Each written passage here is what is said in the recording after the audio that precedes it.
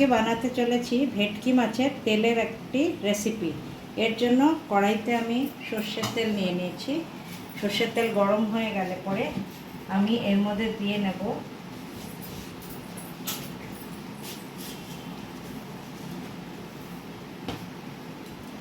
কালো জিরে আর কটি কাঁচা লঙ্কা চিড়ে দিয়ে নেব।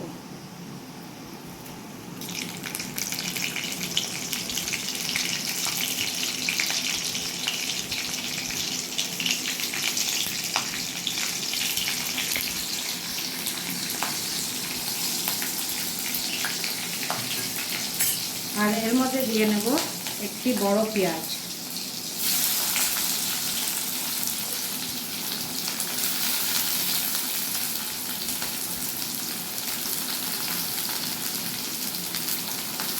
আর দুটি কাঁচা লঙ্কা গোটা দিয়ে দেব। পেঁয়াজ ভাজা ভাজা হয়ে গেলে পরে আমি দিয়ে নিচ্ছি এই তেলটি দিয়ে নেব একটু সামান্য হলুদ, আর এটা রেখে দেব ভাজার জন্য। এই তৈরি হয়ে গেল ভেটকি মাছের তেলের এই রেসিপিটি।